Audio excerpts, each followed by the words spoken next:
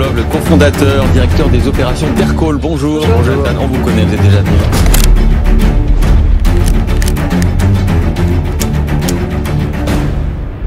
Bonjour Jonathan, et bienvenue sur mon divan.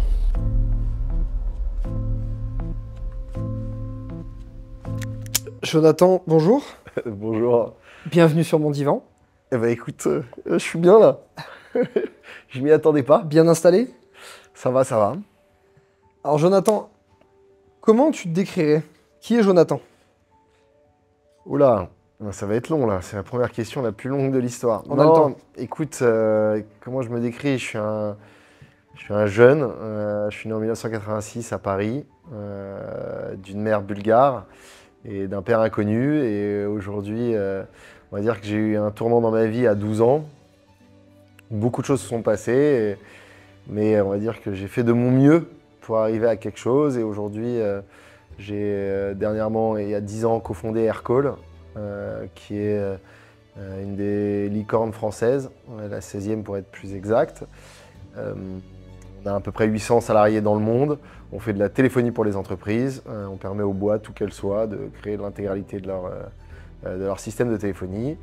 Et voilà, j'en suis le cofondateur et récemment, j'ai décidé de quitter l'opérationnel de la société pour me consacrer à l'immobilier, qui est ma vraie passion depuis toujours, depuis que j'ai 18 ans, donc depuis plus de 18 ans maintenant, puisque j'ai 36 ans, et de m'y consacrer à 100%, donc à Guesso Capital, qui est ma foncière. Ok. Bah, c'était pas si long finalement. Ouais, j'ai essayé de résumer parce que je sens qu'il va y avoir plein d'autres questions. Oh, il y en a plein. Tu m'as parlé d'un événement qui s'est passé à tes 12 ans. Ouais. Tu veux m'en parler? Ouais, bien sûr. En gros, donc j'ai grandi dans le 16e arrondissement de Paris, donc plutôt chic. Et en fait, la réalité, c'est que j'ai grandi dans le 15e. Et d'une maman bulgare, comme je disais, immigrée, donc grandi sans papa, née de père inconnu. Ma mère a fait un gros déni de grossesse, donc elle n'a jamais su qui c'était. Et donc j'ai grandi, on va dire, de manière assez convenable dans un 85 mètres carrés à Paris, dans le 15e, jusqu'au jour où ma maman s'est fait escroquer, elle a tout perdu du jour au lendemain. Elle s'est fait voler tout l'argent qu'elle avait par une sorte d'équivalent d'un Madoff, en gros, globalement, quelqu'un qui faisait un gros Ponzi. Et ma mère a fait partie de ça et elle a tout perdu. J'ai été placé à la suite de ça, donc ma mère a eu des moments très difficiles et à la suite de ça, j'ai été placé en famille d'accueil, qui est l'aide sociale à l'enfance, ce qui s'appelait la DAS avant. J'ai été placé donc en famille d'accueil en banlieue parisienne. Et donc là, ça a été un tournant dans ma vie parce qu'en fait, je passe d'une vie sympathique, convenable, avec ma chambre, à finalement une vie dans une famille d'accueil avec d'autres jeunes en difficulté. Mange pas toujours à sa faim, je me retrouve dans des cités, je deviens bagarreur, il faut se défendre. C'est une vie qui prend un virage un peu particulier. Mais en fait, la beauté de la jeunesse, c'est qu'en fait, on est toujours heureux. Et ce que je dis souvent, c'est que à 12, 13 ans, 14 ans, il te faut rien. Il te faut un ballon de foot, 2 sweatshirts que tu mets par terre. Et tu peux commencer à jouer au foot et en fait, tu passes une après-midi super, quoi. Et donc en fait, cette période de ma vie qui en effet a été compliquée parce qu'en fait, tu passes de tout à rien, voire moins que rien en fait, parce que y a eu des moments où j'ai dû vivre dans des foyers, où il y avait des cafards, où je me réveille, j'ai des cafards sur moi, enfin voilà, c'était pas trop ce à quoi j'avais été habitué.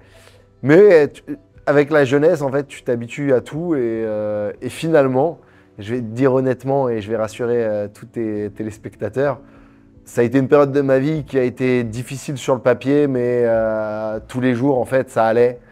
J'avais toujours le sourire, j'ai jamais été malheureux, j'ai toujours vu le positif dans chaque épreuve de ce moment de ma vie, quoi. Tu te rendais compte de l'impact de ce changement à ce moment-là, ou pour toi, comme tu disais, tu avais un ballon de foot et t'étais bien? Tu te sentais heureux à ce moment-là? Ouais, j'ai toujours été heureux, j'ai gardé mes copains d'enfance. J'ai toujours été copain de toute façon avec des gars différents. Tu vois, j'ai jamais été copain avec des gens, on va dire, mainstream. J'ai plutôt toujours été pote avec des gens qui avaient une personnalité différente ou qui étaient différents dans leur environnement. Et j'ai gardé ces copains. Et ouais, Alors oui, je voyais bien que c'était différent. Tu vois, le dimanche soir, quand je rentrais le week-end de temps en temps chez ma mère. Et c'est vrai que le dimanche soir, quand tu repars avec ton sac de 15 kilos, avec tes vêtements de la semaine que tu as fait laver à la maison, et tu repars, il est 18 h et tu as 15 ans, tu es dans le RER. Bon, tu vois bien qu'il n'y a personne de 14 ans ou de 15 ans dans le RER à ce moment-là. Tu te dis, normalement, là, un gosse normal, il est en train de faire ses devoirs ou devant la télé. Tu sens bien que t'es différent. Mais au fond de moi, je me disais, bah, c'est pas grave, il y a pire. Il y a des copains à moi qui vivent à 4 dans un studio, voire à 5 dans un studio. J'ai des potes qui n'ont pas leur chambre et qui ont toujours vécu à 3-4 dans une chambre. Enfin, tu vois, j'essayais toujours de voir ce qui était pire et de me dire, en fait, bah, finalement, dans ma famille d'accueil, j'ai une chambre. Bon, bah, c'est pas chez moi, mais j'ai une chambre. J'ai des copains qui sont mes sortes de colocataires, mais qui sont en fait d'autres enfants placés en famille d'accueil. Et en fait, je te dis, tu es toujours heureux. C'est plus les 5-6 dernières années ou même les 10 dernières années où Aircall a commencé à bien marcher, où même mon immobilier a commencé à bien marcher, où j'ai vu même l'environnement start-up, qui est un environnement de jeunes diplômés de grande école, de personnes de bonne famille, où je me suis dit, mais en fait, oula, je suis quand même très différent de tout ce petit monde. Moi, je suis plutôt un gars qui vient d'en bas, qui a tout fait de ses mains, tu vois, qui a usé ses mains, qui a sué pour y arriver, versus le monde de la tech ou même le monde de l'immobilier, qui est souvent un monde peuplé de personnes qui ont soit réussi d'eux-mêmes, mais qui ont toujours eu des parents fortunés ou un environnement familial, on va dire, CSP++, là où c'est vrai que moi j'étais CSP-. Et c'est vrai que là je me suis dit, j'ai quand même pas eu les mêmes chances que tout le monde. Bon, c'est possible du coup, et ça c'est le truc qui m'a rassuré, et j'en ai fait une fierté il y a quelques années, quand j'ai commencé un petit peu à raconter mon histoire dans divers podcasts ou dans diverses interviews, parce que je me suis rendu compte qu'en fait, il fallait le crier sur tous les toits, parce que je me mets à la place de jeunes qui aujourd'hui sont dans la situation dans laquelle j'ai été il y a une vingtaine d'années, quand j'avais 14-15 ans, et de me dire, mais en fait, les gars, en fait, c'est possible, quoi. Vous pouvez vraiment y arriver. Ce qu'il faut, c'est juste rester concentré sur vous-même, travailler fort, travailler très dur et continuer à se donner à fond. Et c'est faisable. Et tu me disais, quand tu étais jeune, tu positivais toujours. Ouais. Comment t'as appris à réagir comme ça? C'est ta mère qui t'a appris ça ou c'est de toi-même, tu as toujours été comme ça? Non, je pense qu'il y a un truc, c'est la jeunesse. Tu sais, la jeunesse, on dit, on est candide, rien ne nous touche. Et c'est la beauté de la jeunesse. Je pense que les personnes qui ont 18, 20 ans et qui sont dans cette situation, ouais, ils peuvent être un peu plus malheureux. Parce qu'ils se rendent compte des problèmes, ils se rendent compte de ce qu'il y a ailleurs. Et donc, en fait, la vieillesse crée finalement l'envie, crée une intelligence qu'on n'a pas quand on est jeune. Et moi, honnêtement, comme je le dis, j'étais heureux, quoi, tu vois. J'avais besoin de rien, en fait. J'avais besoin, je te dis, d'avoir mes potes, en fait. Et on le voit, des jeunes, moi je le vois dans les cités, c'est pas facile, quoi, tu vois, la vie dans les cités, mais les gars, ils sont en bas des blocs, ils sont entre eux, ils s'amusent, ils font de la motocross, ils font du foot, ils font ce qu'ils veulent, mais il n'y a pas ce truc de l'âge adulte où en fait les responsabilités sont créées et les problèmes viennent à toi. Là où quand tu es jeune, il y a peu de problèmes qui viennent à toi tant que tu es en bonne santé, et c'était mon cas. Pourtant, on pourrait, tu prends des exemples, mais à partir de 14, 15, 16 ans, commencer à ressentir la haine parce qu'on n'a pas ce qu'on devrait avoir, Ouais, parce qu'on voit qu'on pourrait avoir. T'as ressenti la haine quand tu étais ado ou pas? Non, la haine, je ne l'ai jamais ressentie. Et en effet, c'est à cet âge-là que ça arrive. Moi, je ne l'ai pas ressenti pour la simple et bonne raison qu'en fait, je savais ce que j'avais eu, je savais ce que je n'avais plus, mais je savais où je voulais aller. C'est-à-dire que déjà, j'ai essayé d'effacer mon passé pendant longtemps. C'est-à-dire que je ne communiquais pas sur qui j'étais. Quand j'allais dans une nouvelle école ou quand je suis arrivé en école de commerce, je racontais pas tout ça parce que j'en avais honte. J'essayais de me façonner un personnage d'un jeune qui a grandi à Paris, dans le 15e, qui est né dans le 16e, donc tu vois, chic. J'essayais de garder un peu ce personnage pour pas trop communiquer sur ma vraie histoire, qui est en effet une histoire qui fait rêver personne et qui est une histoire qui fait au contraire qui peut repousser les gens. C'est ce que tu t'es dit ou c'est ce que tu as vécu? Ouais, bah, je l'ai vécu. Non, mais je l'ai vécu. Ouais. Soyons honnêtes, je l'ai vécu quand tu arrives dans les écoles. La première question, c'est tu viens d'où? T'as grandi où? Tes parents, ils font quoi? Et donc, moi, c'était pas évident quoi, de raconter bah, j'ai grandi où? Alors, attends, c'est compliqué. J'ai grandi dans le 15e, né dans le 16e. Mais en fait, après, j'ai tout perdu. Donc, je me suis retrouvé en famille d'accueil. Donc, ouais, non, j'ai pas de père, j'ai une mère. Ouais, ma mère parle pas très bien français parce que ma mère, voilà, immigrée bulgare, a jamais vraiment écrit le français. Elle ne sait pas l'écrire, elle a jamais su l'écrire. Et donc, tu vois, évidemment, tu as honte de tout ça. Donc, j'ai essayé de me créer un personnage qui était un jeune qui a grandi dans le 15e, et j'arrêtais à peu près là. Mais en revanche, c'était un jeune qui était ambitieux. J'espère donner un peu d'espoir à tous les gens qui sont dans des situations difficiles aujourd'hui et de dire, en fait, si tu t'arrêtes à cette situation, en effet, c'est pas facile. Ce qu'il faut, c'est regarder la situation dans laquelle tu veux être et t'adapter et créer ton personnage, tu vois. Et moi, mon personnage, ça a été d'être un entrepreneur, d'être ambitieux, de vouloir faire des choses, de vouloir ne pas rester dans une case, de faire de l'immobilier très tôt, parce que ça a toujours été ma passion. Tu vois, depuis que je suis jeune, j'arrive dans un appartement. La première chose que je fais, c'est je regarde la hauteur sous plafond, je regarde comment est fait l'appartement, comment il était construit, comment il était avant. Je crois que t'es... Ce que tu as fait dans mon cabinet d'ailleurs. Ouais, exactement. La première chose que j'ai fait, hein, ton régisseur, il pourra en témoigner, c'est j'ai fait le tour du propriétaire, j'ai regardé comment c'était fait. En fait, j'aime ça et ça me passionne en fait. Et je pense que très tôt, quand on est jeune, il faut trouver sa passion. Alors sa passion, il ne faut pas que ça soit l'argent, parce que ça, c'est pas une passion. Et en tout cas, d'essayer de se construire quelque chose autour de ça. Et moi, je l'ai fait autour de l'immobilier jusqu'à en gros, de mes 16-17 ans à mes 27 ans, je faisais pratiquement que de l'immobilier. Avant l'immobilier, pardon, je te coupe. Avant l'immobilier, tu me disais que tu commençais à être ambitieux. Tu étais ambitieux déjà quand tu étais ado, ou c'est venu ensuite? À quel moment ton ambition est née? Et c'était quoi ton ambition? Alors, mon ambition, je l'ai toujours eue. On va dire que à 12-13 ans, déjà, à l'école, je vendais ce que je pouvais vendre. Je vendais des cartes Dragon Ball Z, je vendais des jeux vidéo que je gravais sur Internet, je les revendais à la cour d'école, je téléchargeais des films, je les revendais. Enfin, j'ai toujours eu cette appétence un petit peu pour faire des sous. Pourquoi? Parce que j'avais pas de sous, sûrement. Et je pense que beaucoup devront se reconnaître. Quand tu n'as pas d'argent, en fait, tu te forces à trouver des solutions pour gagner de l'argent. C'était des petites choses, hein, j'en étais pas riche. Mais j'ai eu cette appétence un petit peu du commerçant, de la personne qui crée des choses et à la fois essaye de les monétiser. Et naturellement, en fait, très tôt, à 18 ans, dès que j'ai pu, donc j'ai fait tous les jobs possibles et imaginables. J'ai été livreur de pizza, j'ai été livreur de journaux, j'ai été serveur, j'ai été caissier. Tu vois, j'essaie de gagner de l'argent aussi vite que possible, mais tout en essayant de continuer à faire de l'immobilier. Et comme je disais, à 18 ans, je découvre qu'en fait, on peut faire des crédits étudiants quand on est étudiant dans une école. Et je fais mon premier crédit étudiant et à ma stupéfaction, je reçois en fait l'argent sur mon compte.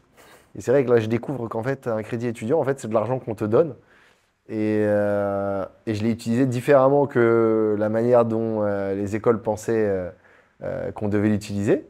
Et en fait, j'ai fait mes premiers achats immobiliers. Et donc, c'est là où, en fait, finalement, je me mets à acheter des chambres de bonne de 7-8 mètres carrés que je mets en location, et que je commence à louer. Et ensuite, je refais un deuxième crédit étudiant, un troisième, un quatrième, et ainsi de suite jusqu'à une dizaine. À un moment, je me dis, bon, il va falloir arrêter tout ça. Je finis mes études, je me dis, je vais tout rembourser. Donc, je rembourse tout il y a plus de 10 ans.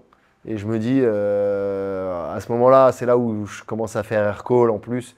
Donc, je veux mettre ma situation à plat, avoir une situation donnée propre et clean. Tu as créé Aircall pendant tes études? À la fin de mes études, juste à la fin. Ok. Et en même temps, j'avais remboursé tous mes crédits étudiants vers 25-26 ans. Et là, je me lance dans tout ce qui est un peu Airbnb & Co dans l'immobilier et Aircall en parallèle. Et Aircall ne me quittera jamais pendant 10 ans. où je fais ça avec une passion mais dévorante. Pardon, je reviens sur la création, ça m'intéresse beaucoup. Vas-y. Qu'est-ce qui te passe par la tête quand tu crées cette boîte? D'où te vient cette idée? Bah déjà, je crée la boîte en me disant, l'idée, elle est simple, c'est la téléphonie dans une entreprise, c'est compliqué, c'est long à mettre en place. Tu n'avais pas travaillé dans une entreprise avant? Non, j'avais fait des stages ou des petits jobs étudiants, comme je disais tout à l'heure, quoi, caissier, serveur.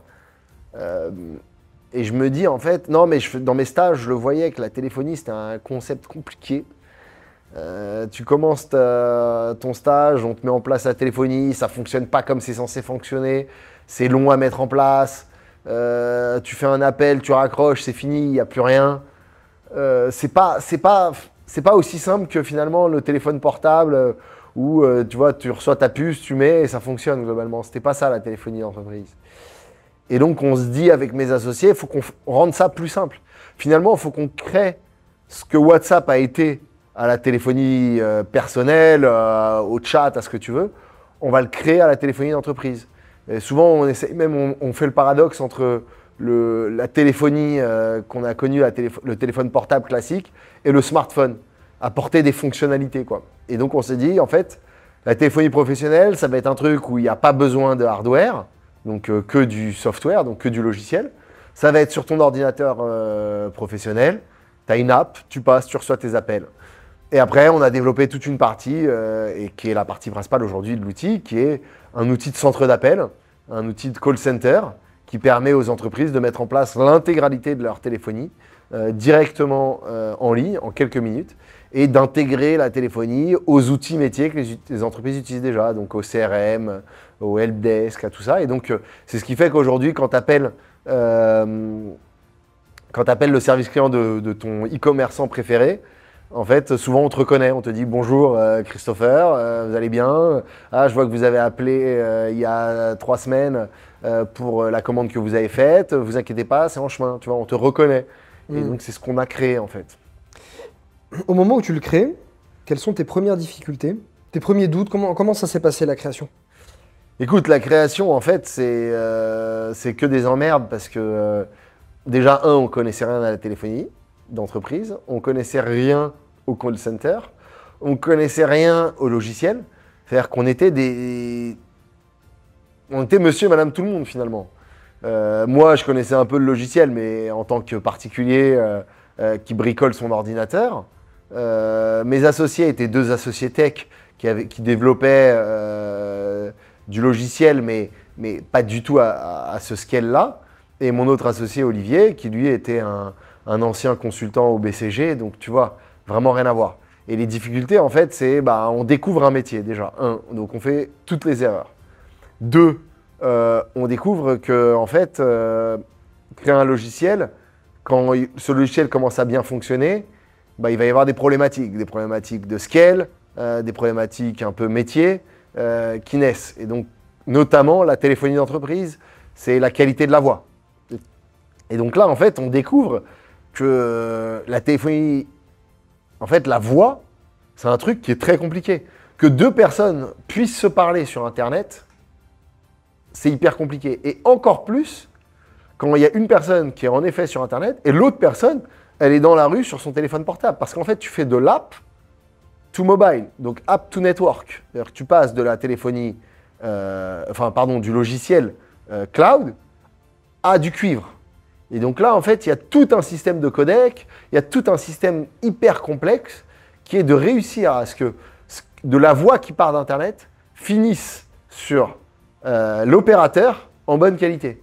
Et ça peut paraître simple aujourd'hui, mais ça ne l'est pas du tout en fait.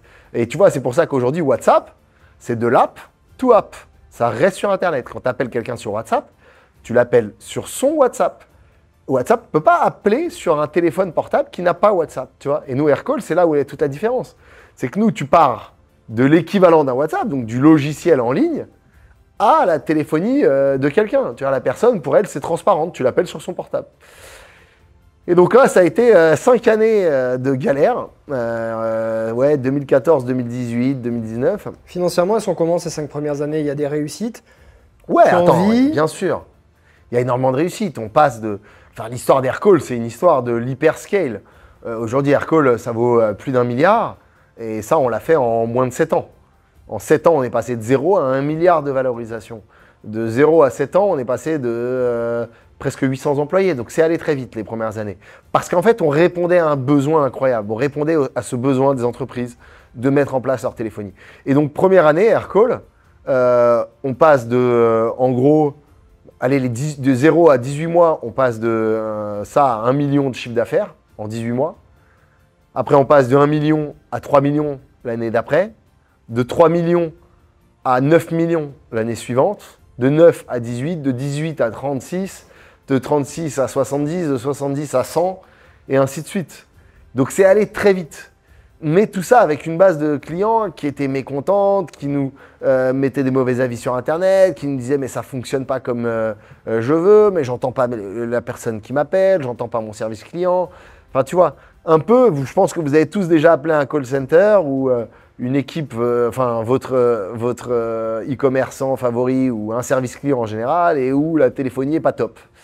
Bah, si c'est le cas, en tout cas entre 2014 et 2018, je plaide coupable, je suis désolé. Je vous regarde dans la caméra et ouais, non, je suis désolé, c'est possible que ça ait été Aircall. Mais parce qu'on a été dans cette hyper croissance que peu d'entreprises connaissent, qui est on fait tout en même temps, on construit un produit qui a une demande incroyable. Je vous le dis, voilà, les chiffres d'affaires ont été fous, mais à la fois, on était en découverte. Donc, mea culpa, excusez-moi, on a fait des erreurs comme tout entrepreneur. Ce qu'il faut, c'est accepter de les avoir faites, et surtout de les corriger. Et donc, on les a corrigés. Et depuis 2018, on n'a plus du tout de problème. Aircall est un système qui fonctionne extrêmement bien, qui équipe aujourd'hui à date plus de 18 000 entreprises dans le monde. Il y a plus de 180 000 personnes qui se connectent sur Aircall, donc qui sont des agents tous les jours et qui passent et qui reçoivent les appels pour leur entreprise de manière journalière. Pendant ces 10 ans d'aventure, qu'est-ce qui t'a motivé à faire tout ça? Parce que cette boîte, ok, répondre à un besoin, mais je parle toi, psychologiquement. Qu'est-ce qui t'a motivé? C'est l'envie de réussir, c'est l'envie de... J'avais une idée, on avait un concept, et c'est de réussir ce concept. C'est de dire, on veut révolutionner la téléphonie d'entreprise. Et tu sais, c'est un peu comme le marathonien. Qu'est-ce qui le motive de finir son marathon?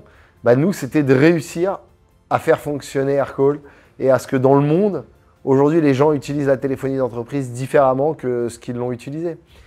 Et qu'est-ce que toi, ça t'a apporté personnellement, ça? C'est une t'imaginer satisfaction. cet objectif réussi? Non, mais c'est une satisfaction.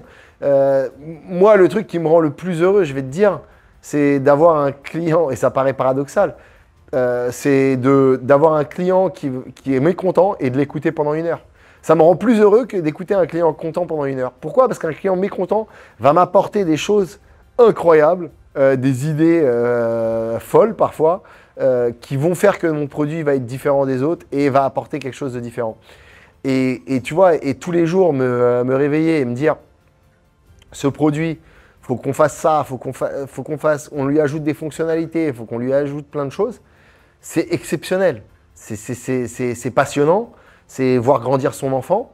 J'ai pas d'enfant, j'ai aujourd'hui 36 ans en 2023. J'avais pas d'enfant, j'avais tout mon temps à consacrer à ça. Je suis pas marié. Et vraiment, c'était un enfant, Aircall. L'enfant que j'ai vu grandir, qui m'a fait grandir comme jamais. J'ai grandi ces 10 dernières années comme je pense que je n'aurais jamais pu grandir. Qu'est-ce que ça t'a apporté? Ça m'a apporté énormément de choses. Ça m'a apporté déjà beaucoup d'humilité. C'est marrant à dire qu'avec les années, avec la réussite, tu vois, tu pourrais dire en fait, plus tu réussis, moins tu deviens humble. Bah, dans mon cas, ça a été le contraire. J'ai appris l'humilité. Parce qu'en fait, Aircall, ça a été, avant d'être une réussite, ça a été aussi beaucoup d'échecs. Parce que dans tout entrepreneur, finalement, tu as beaucoup d'échecs. Et c'est des échecs qui sont journaliers, donc qui pèsent sur ton système. Et donc, tu sais, tu deviens humble, tu dis en fait, on réussit, mais il y a beaucoup de choses qu'on échoue. Donc, tu vois, pour les 10% de réussite qui sont publiques, que les gens voient dans les journaux et dans les magazines, moi, j'ai 90% d'échecs pour moi, que je garde pour moi, tu vois. Mais c'est les échecs. Et donc, à force de te rabaisser, toi, personnellement, et te dire, putain, on a merdé là, on a merdé là, on a merdé encore là, en fait, tu t'habitues à te dire, en fait, t'es pas si bon que ça. Donc, tu as 90% d'échecs pour toi, 10% d'échec, 10% de réussite, mais c'est les 10% que les gens voient, c'est l'iceberg, c'est le fameux iceberg. Et donc ça m'a appris beaucoup d'humilité, ça m'a appris aussi énormément d'être plus posé, moins réagir à chaud. Moi, j'avais un truc, c'est dès qu'il y avait un truc qui allait pas, fallait le faire tout de suite, maintenant. J'écrivais le mail tout de suite et je l'envoyais. Et je pouvais le regretter après parce que je me suis emporté sur l'email, j'ai dit des choses que je ne pensais pas ou qui sont sorties avec la colère. Et tu vois, ça m'a appris un peu à savoir décolérer et d'être un petit peu plus réfléchi dans ce que je fais. Et je ressors de 10 ans d'aventure d'Aircall. Et je pense que je suis devenu un petit adulte, tu vois, quelqu'un qui maintenant a eu son adolescent qui a grandi. Et je pense que mon adolescent, d'ailleurs, peut voler de ses propres ailes. Et c'est pour ça que récemment, il y a à peine 2 semaines, j'ai annoncé que je sortais de l'opérationnel pur d'Aircall et que je reste au capital d'Aircall et que je reste hyper impliqué dans la stratégie d'Aircall, mais qu'aujourd'hui, Aircall va vivre de ses propres ailes. Et comment tu le vis, ça? Que ton enfant vole de ses propres ailes maintenant? Je le vis très bien, mais j'ai eu un moment de doute, évidemment. Et je vais te dire, c'est marrant, c'est le jour où je suis parti d'Aircall, j'ai toutes mes équipes qui sont venues une après l'autre me remercier. Et moi, j'ai essayé de refuser les remerciements, à dire, écoutez les gars, non, mais me dites pas au revoir, parce que c'est pas un au revoir, quoi. Je suis pas loin, les bureaux de mon fonds à Guesso Capital sont à côté, je serai pas loin, on va se parler sur Slack, on va se parler par mail, je garde mon mail professionnel, je garde accès à tout ce que j'avais accès. Et donc, je refusais un peu, tu vois, j'avais été à une sorte de déni, à dire non, les gars, je pars pas vraiment, en fait. Je pars, mais je pars pas, quoi, tu vois. Et le dernier jour, je suis resté très tard parce que j'avais vachement de trucs à closer. Et donc, je suis resté jusqu'à 21h30 à peu près au bureau. Et il n'y avait personne. S'il y avait deux collaborateurs qui étaient encore là, que je salue, ils se reconnaîtront. Et je pars avec mon ordinateur, je prends mon ordi sous la main, pardon. Mes 2-3 trucs, une boîte jaune avec toutes mes, je sais pas, tous mes conneries, mes carnets, bref, des bêtises. Et je pars avec sous le bras, je mets tout ça dans le top case de mon scoot. Et là, je suis sur mon scoot et je me souviens très bien, je suis à Saint-Augustin, finalement entre mes bureaux et mes nouveaux bureaux, mes anciens bureaux et mes nouveaux bureaux. Saint-Augustin, c'est une place à Paris dans le 8e. Et donc, je suis sur cette place. Et là, j'ai un vrai petit coup de chaud, j'ai un peu des larmes qui montent et le scooter, je démarre mon scoot et je continue. J'étais au feu. Et là, j'ai une petite larme qui coule et je me dis, putain, en fait, je me rends compte que ça y est. Je viens de tourner une page là. Et il faut l'accepter, Jonathan, tu dois l'accepter. La page, elle se tourne sur Aircall. Alors, c'est une page à demi-mot parce que j'ai quand même toujours mes parts, je reste impliqué, etc. Mais tu vois, à ce moment-là, j'ai eu un coup de chaud. Je me suis dit, punaise, ça va me manquer, quoi. Ça a été 10 ans de ma vie. Ça a été 10 ans où je travaillais minimum 10 heures par jour, quoi. Tu vois, au minimum. J'ai fait des journées à 15 heures, à 16 heures, tu vois. J'ai mes associés qui sont encore présents. J'ai mes employés qui m'ont écrit des dizaines de messages de tu vas nous manquer et tout ça. Et je me dis, est-ce que j'ai l'impression de les trahir, en fait, tu vois. J'ai eu cette impression de les trahir en me disant, mais attendez, non, mais je ne trahis personne. Putain, j'ai quand même fait pas mal de choses. Mais tu vois, c'est ce syndrome de merde, en fait, c'est passé hyper vite, quoi, tu vois. Et en fait, est-ce que j'étais pas prêt à refaire 10 ans? Bon. En fait, je sais que je voulais pas refaire 10 ans. Et j'étais très content, en fait, de reprendre les rênes d'Aguesso Capital et de développer ma passion qui est l'immobilier et tout ce qu'on a créé ces 10 dernières années. Mais je te dis honnêtement, ça m'a fait un choc, quoi. Et là, de t'en parler, j'ai chaud. J'ai chaud. Parce que ça me manque, quoi. Tu vois, Aircall, tu vois, c'est l'enfant que tu as vu grandir. C'est quoi qui te manque le plus? C'est tes employés? C'est ce que ça t'a apporté à toi personnellement? C'est mes employés, ouais. C'est mes équipes, c'est le produit, c'est de me lever tous les matins et de voir où en sont les revenus, de voir tous les jours. Tu vois, aujourd'hui, quand je suis parti, on rajoutait plus d'1 million d'euros de chiffre d'affaires, de nouveaux chiffres d'affaires par semaine, tu vois. Donc ça allait très vite. le chiffre d'affaires d'Aircall montait de manière exponentielle. Et quand tu rajoutes 1 million de chiffre d'affaires de new business toutes les semaines, ça va très vite et tu vois, c'est grisant. Et je suis toujours resté très proche de l'opérationnel, même peut-être trop. Mon associé me disait, genre, attends, t'es trop dans les chiffres, t'es trop derrière chaque détail. Let it go, tu vois. Et bah finalement, tu vois, let it go, bah, je le let it go, quoi. Et écoute, c'est une nouvelle page de ma vie qui s'ouvre là récemment. Et j'ai hâte de voir ce que les 10 prochaines années me réservent. Et tu vois, là, j'ai commencé avec mon associé Gaëtan sur Aguesso, que lui gère depuis plus de 4 ans, depuis près de 5 ans, qu'il a fait de tout seul, de A à Z. Moi, j'ai beaucoup financé, mais Gaëtan a fait tout seul. On est passé d'une boîte où on a mis 2 millions d'euros au début pour le développement de notre premier hôtel, à aujourd'hui, Aguesso à 60 millions d'euros d'assets propres à nous, donc c'est Gaëtan et moi. On possède tout, on a utilisé le levier bancaire, on a fait plusieurs hôtels, plusieurs immeubles d'habitation, plusieurs Airbnb, plusieurs bureaux, plusieurs flex office, on a des centres logistiques, on a plein de choses. Et tout ça, on l'a créé en 4 petites années, tu vois, c'est rien du tout. En ayant mis 2 millions au début, qui est de l'argent qu'on avait gagné durant nos divers business dans l'immobilier. C'est même pas de l'argent que j'avais gagné d'Aircall. J'en ai remis après un peu par la suite d'Aircall. Mais rien à voir avec les 60 millions qu'on a aujourd'hui. Et donc aujourd'hui, on veut continuer là-dedans, à fond. Mon objectif, c'est dans les 10 prochaines années que Aguesso Capital ait 1 milliard d'assets. Et donc pour ça, on va continuer, on va lever des fonds.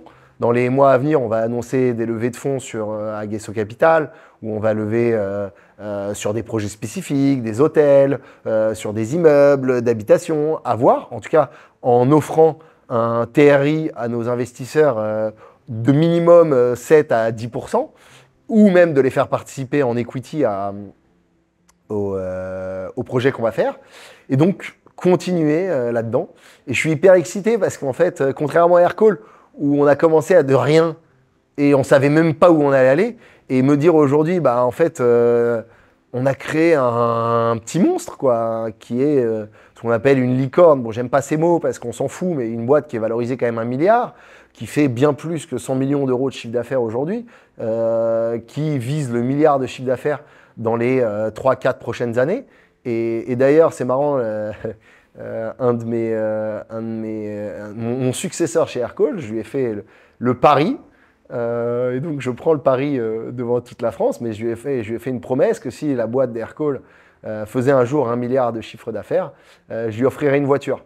La voiture qu'il veut, il se reconnaîtra. Et j'ai hyper confiance dans ça. Aircall va un jour faire 1 milliard de chiffre d'affaires.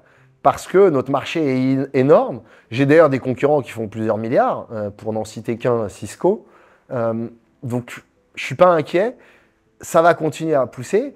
Et ce qui m'excite, c'est de me dire, en fait, Aguesso, finalement, je le reprends à un moment qui est déjà avancé, qui est très loin de ce qu'on avait fait avec des débuts d'Aircall, quoi, où tu es à zéro, tu es même à moins que rien. Même si, tu vois, toutes ces années, on a levé des centaines de millions d'euros.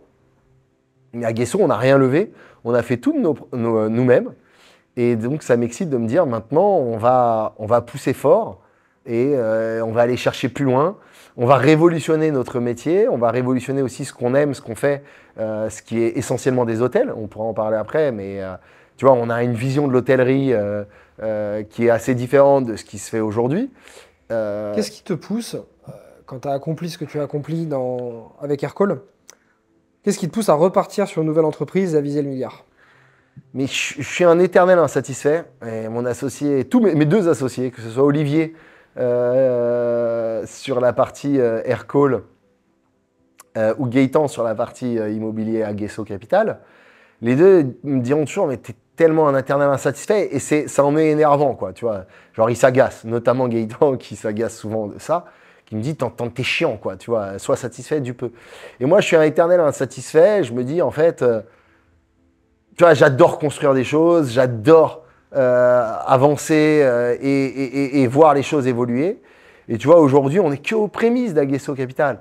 Aujourd'hui, on a 3 petits hôtels, c'est rien du tout. C'est des hôtels de entre 15 et 30 chambres. Là, on a un plus de 50 chambres qui est en train d'arriver. Je l'annoncerai bientôt quand on l'aura finalisé. Tu pourrais t'imaginer sans faire de business? Non, moi, ça m'excite, c'est pas du travail. Moi, j'ai pas l'impression de me lever le matin et de me dire, oh là là, je me lève pour bosser. Je me lève pour faire ce que j'aime, quoi, tu vois. C'est une passion, quoi. C'est comme si tu demandais à un footballeur, est-ce que c'est chiant de faire ses entraînements? Je suis persuadé qu'il adore faire ses entraînements. Et encore, l'entraînement, ça peut être embêtant. En revanche, faire un match, là, tu t'amuses. Ben, moi, il n'y a pas d'entraînement. Moi, c'est tous les jours un match, c'est tous les jours un kiff. Qu'est-ce que ça te procure, au-delà de la satisfaction?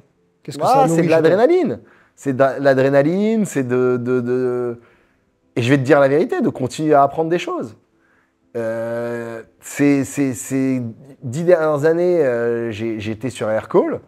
L'immobilier, je le faisais de manière, on va dire, 2 jours par semaine, les week-ends essentiellement.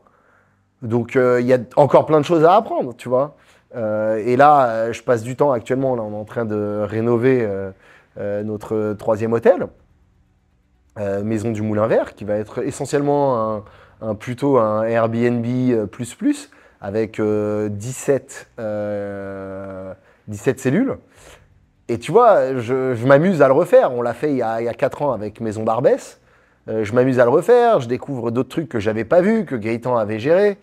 Et puis surtout, j'adore moi la décoration. J'adore l'immobilier, on va dire les belles pierres.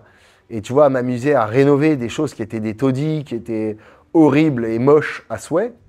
Bah, d'en faire des choses belles et d'en faire on va dire, de rénover le patrimoine parisien, de rénover le patrimoine français, de remettre les moulures là où elles étaient il y a 100 ans et où on les a enlevées les 50 dernières années, de retrouver le parquet d'origine, de virer les moquettes qui ont été posées toutes ces années.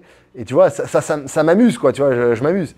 Et en dehors de ça, soyons honnêtes, c'est d'un point de vue financier très intéressant pour la foncière, pour moi. Et donc, de continuer à développer ça, c'est quelque chose qui me passionne, quoi, tu vois. Tout à l'heure, tu parlais d'Aircall, tu disais que c'était ton bébé.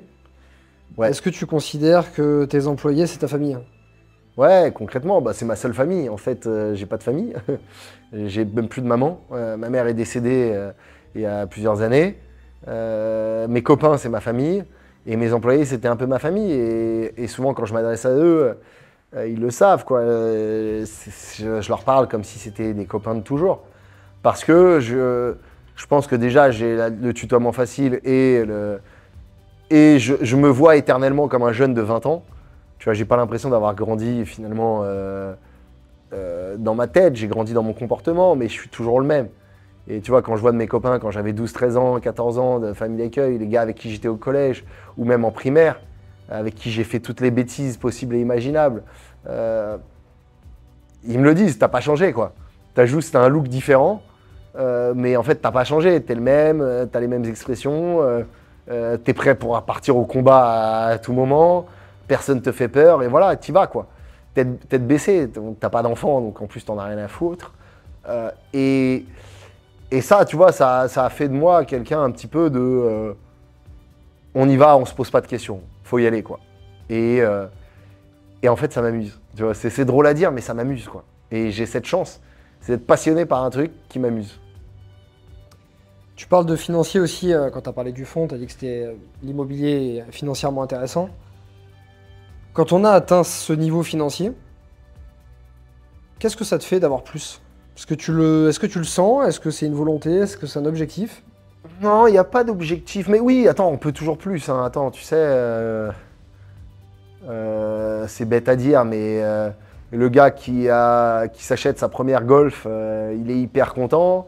Il se dit, putain, c'est le top du top, j'ai la Golf, dernier cri avec l'intérieur cuir, etc. Au bout de 2 ans, il découvre qu'il peut s'acheter une Mercedes. Et après, il se dit, putain, la Mercedes, là, c'est quand même le top du top. Et après, il s'achète la Porsche. Et après, tu vois, il va s'acheter la Ferrari. Après, il va s'acheter la Rolls-Royce. Enfin, tu vois, en fait, c'est nos limites, la financier. Donc, c'est pas trop ça, moi, qui me drive. Ce qui me drive, moi, plutôt, c'est de révolutionner un marché. Tu vois, je pense qu'avec Aircall, on a révolutionné la téléphonie d'entreprise. Aujourd'hui, n'importe quelle boîte qui se pose la question de mettre en place sa téléphonie, elle se posera la question d'Aircall. Tu vois, et ça me passionne. Aujourd'hui, je pense qu'on peut révolutionner l'hôtellerie. Je pense que l'hôtellerie parisienne, elle mérite un gros coup de propre. L'hôtellerie parisienne, aujourd'hui, il faut le savoir, elle est détenue essentiellement pour les 0 à 2 étoiles par des personnes qui ont acheté ces hôtels dans les années 60. Donc au moment de la vague d'immigration aussi de l'Algérie ou du Maghreb, où beaucoup de gens sont venus en France et ont acheté des hôtels parce que c'est ce qu'ils savaient faire, et même qui sont détenus par des vieilles familles françaises qui ont commencé à acheter dans les années 60 et qui ont détenu toutes ces années encore jusqu'à aujourd'hui, donc tu vois, qui détiennent depuis presque 60 ans de l'hôtellerie et qui ont rénové, mais très peu durant ces dernières années, qui ont rénové tous les 20 ans. Et donc là, on est sur une fin de cycle où la rénovation des années 2000 arrive à expiration, où les enfants reprennent et où ils veulent peut-être se débarrasser des hôtels et faire autre chose.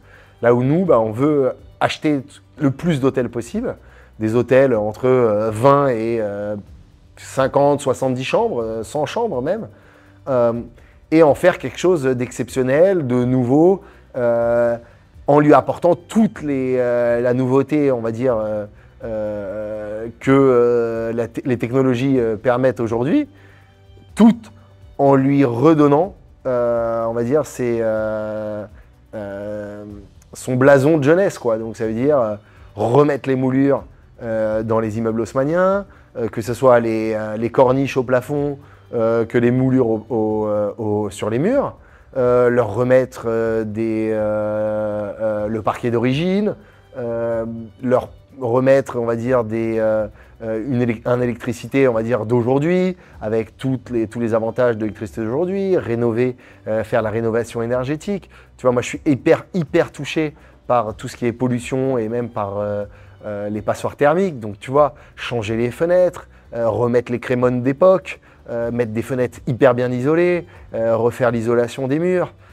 Tu vois, recréer finalement l'haussmannien comme on l'aurait créé aujourd'hui, mais avec les avantages de l'haussmannien, qui est souvent des belles hauteurs sous plafond, des beaux volumes, et tu vois, faire tout ça aujourd'hui. Et ça, je vais te dire un truc, mais ça me passionne au plus haut point. Quitte de là à en devenir chiant même pour mon associé, qui me dit « Non mais t'es chiant avec tes moulures, ça coûte cher, t'es chiant avec tes fenêtres hyper isolées, tu veux toujours des trucs où on n'entend pas l'extérieur, etc. » Tu vois, moi ce que je veux, c'est avoir un DPE A sur tous mes logements, ou en tout cas m'en rapprocher, ce qui est très difficile. Ce que je veux, c'est que les appartements soient presque self-sufficient, que tu aies besoin de mettre un minimum de chauffage, et c'est ce que j'ai fait dans ma résidence principale.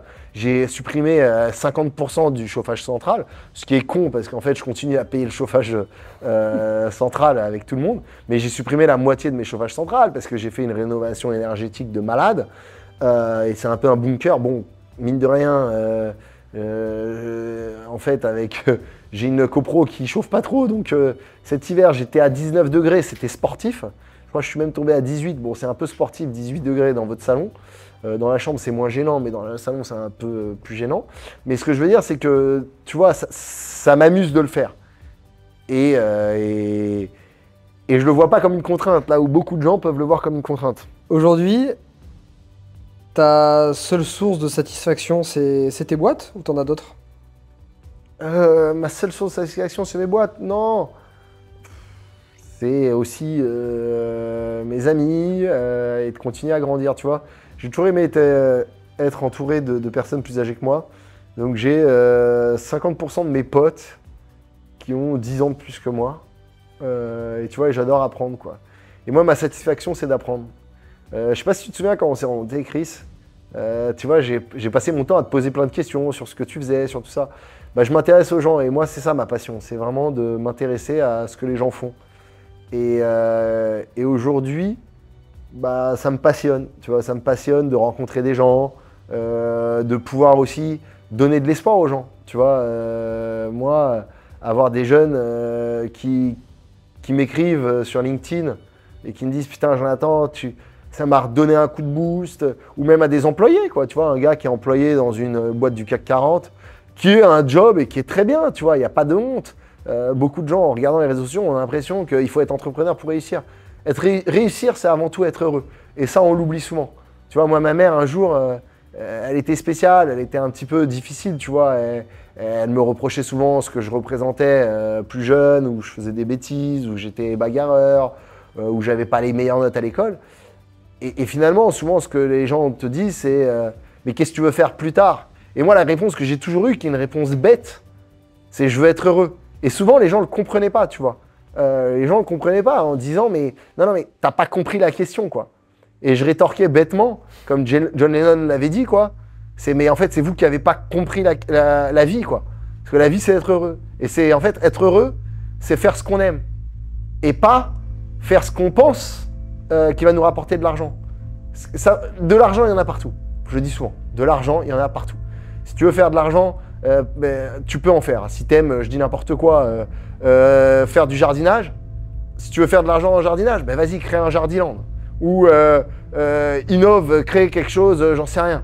De l'herbe qui pousse même quand il n'y a pas d'eau.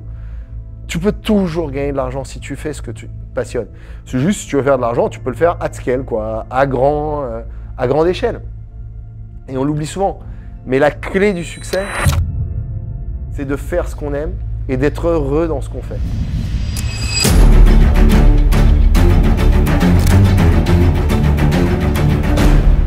Jonathan, merci de ta confession et de ton passage sur mon divan.